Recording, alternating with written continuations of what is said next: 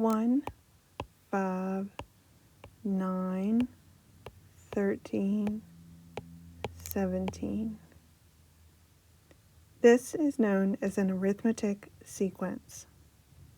Notice that each number is 4 more than the number in front of it. To get from 1 to 5, I added 4.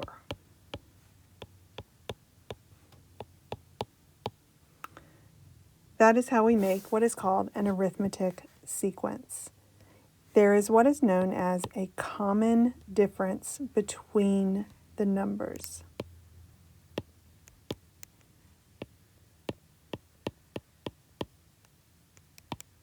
So let's talk about arithmetic sequences and what they are and how we can work with them.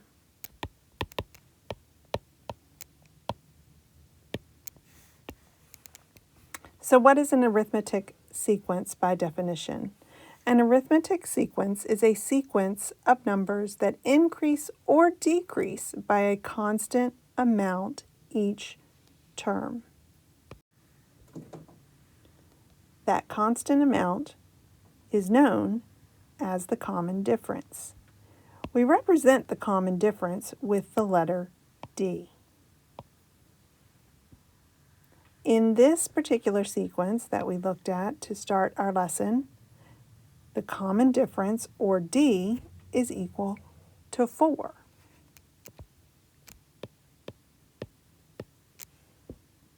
Specifically, positive 4. And that is the difference between consecutive terms. If the difference is a decrease, it will be a negative number that represents D. Last section we learned about the general term. Arithmetic sequences have a general term that allows us to find specific terms in an arithmetic sequence. The general term for an arithmetic sequence is represented by a sub n equal to a sub 1, which is the first term of the sequence, plus n minus 1 times the common difference. We can use this term to find any term in an arithmetic sequence. Let's find the 8th term of an arithmetic sequence whose first term is 4 and whose common difference is negative 7. So that tells us that it is a decreasing sequence.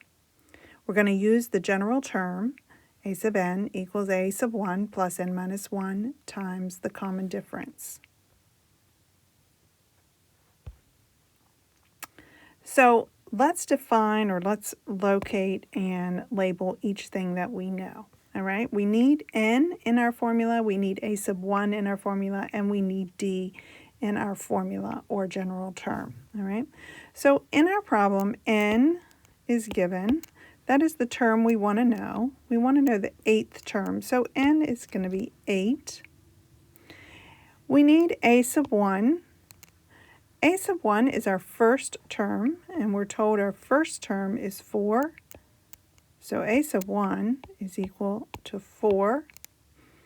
And our common difference, which is d, is negative 7. So d equals negative 7. So it looks like we have everything we need to find the 8th term. So let's go ahead and use our general term to find the 8th term.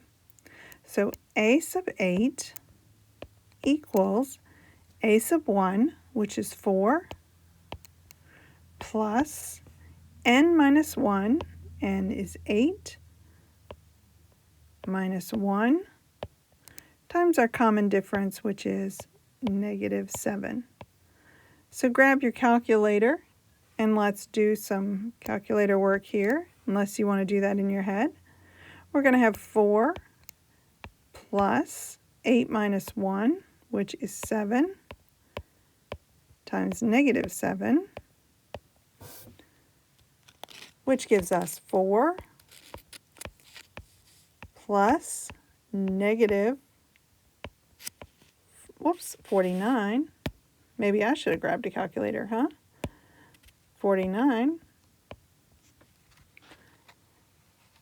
which gives us a sub 8 equal to 45 negative 45. So let's just check that. Let's just see if we're right. Let's just say we know our first term was 4, okay? Our first term was 4, and our sequence is decreasing by 7.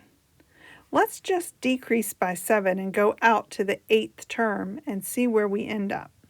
If we take 7 off of 4, we end up at negative 3. If we take 7 off again, we end up at negative 10. If we take 7 off again, we end up at negative 17. If we take 7 off again, we end up at negative 24. We take 7 again, we end up at negative 31. We take 7 again, and we end up at negative 38. And one more 7, which I believe is the 8th 7, and we end up at negative 45. So our formula gave us the 8th term in the sequence of negative 45. So what if you're given the sequence and you need to find the general term that represents that particular sequence? If you need to determine what was added or subtracted and manipulated in order to generate the sequence that you have in front of you. It's really simple if you follow these 3 steps. The first thing you need to do is identify your first term, your a sub 1, then calculate your common difference using your first 2 terms. So subtract them and see what you get. That will be your d. And then substitute a sub 1 and d into that common general term that I just gave you in the last example. And then simplify to get the general term that represents that specific sequence. So let's work an example. So let's say you're given negative 2, 8, 18, 28. And you want to know what is the general term that would represent that sequence and allow you to continue on generating that sequence. Let's write a formula for the nth term of that sequence that you could hand somebody that didn't know what you started with, and they could then generate that sequence and beyond and keep going, okay? So the first thing we need to do is calculate or identify a sub 1, the first term. So let's do that. So the first term in this particular sequence is a sub 1 is negative 2. So we've done that. Check.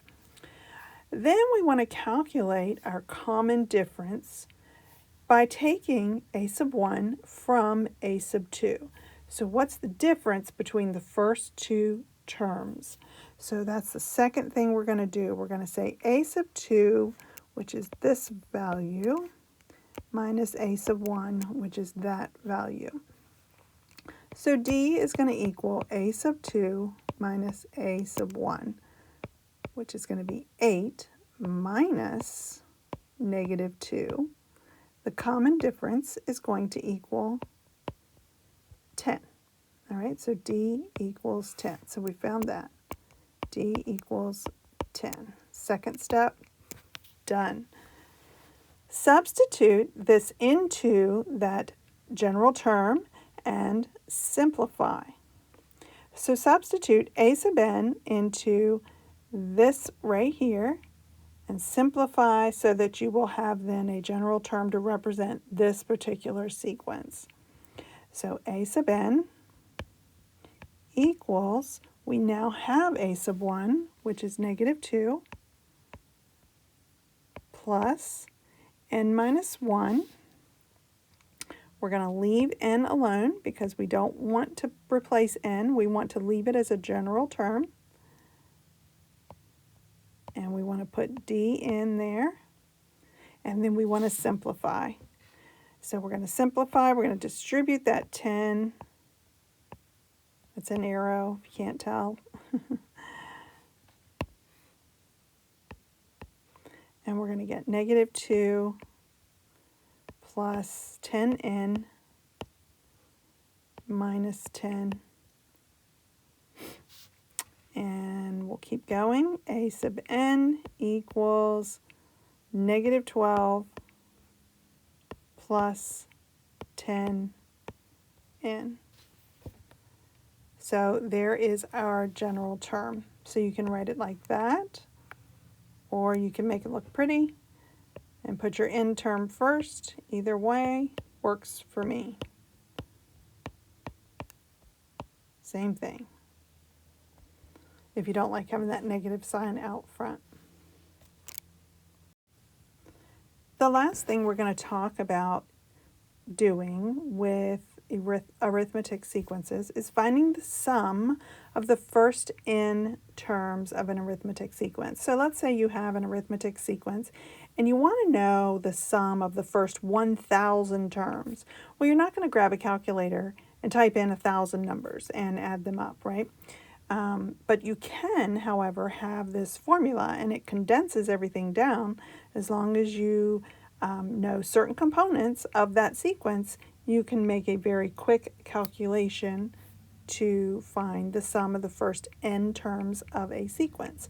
So you just need a few key components in order to find the sum of the first n terms of that sequence. So you're going to need the first term. So you need the first term, things that you need. 1, you need the first term.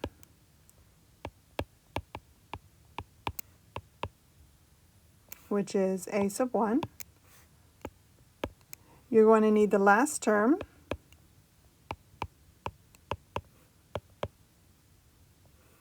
which is a sub n. Now, a sub n is going to require a secondary calculation, all right? So that is where a lot of people get hung up. They look at this first formula here in red, and they think, oh, well, I can just do that formula, and they don't realize they have to do a secondary calculation. So in order to get that last term, you need to revert back and remember that you know a formula for that last term. You need to use this formula to get that term. Okay, so you need to use the one you learned earlier to get that last term. All right, and lastly, you're going to need the number of terms that you want to know. So if you want to know the sum of the first 100 terms, then this value will be 100.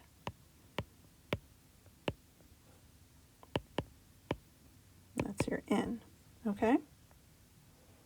All right, so we're going to work an example, and I can show you how this works. So let's find the sum of the first 100 terms of the arithmetic sequence 1, 3, 5, 7, and so on, okay?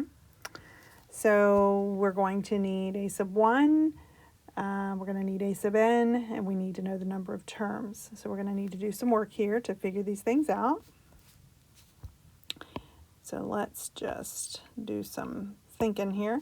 So the first thing we're going to need to do is calculate a sub 1. So we don't actually need to calculate that, it's given. So a sub 1 is going to be 1. Okay, so there's a sub 1. Let's see, what color do we want to write in here? Let's just write in yellow, okay? A sub 1 equals 1. So that makes things a little bit easy. Our n is going to be equal to 100. That's what we want to know, the sum of the first 100 terms. So n equals 100. So that's good.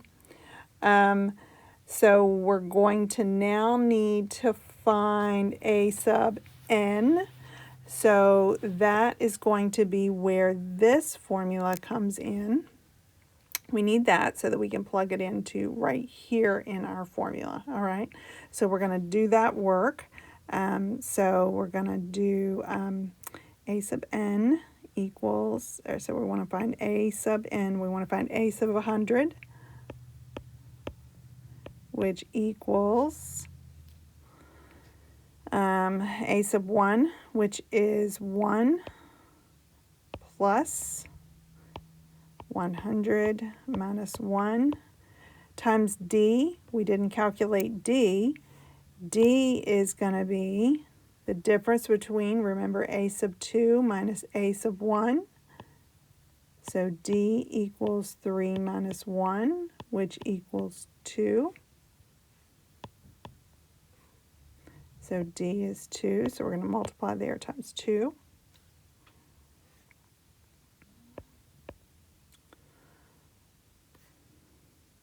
So we're going to have 1 plus 99 times 2, which equals 1 plus 198, which equals 199.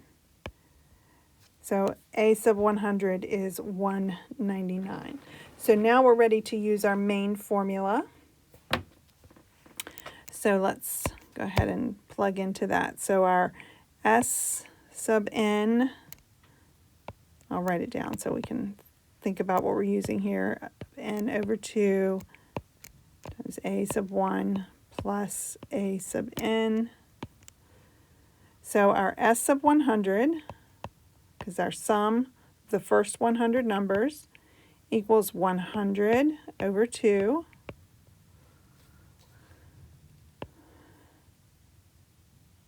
times a sub 1, which is 1, plus a sub n, which we found to be 99, or 199.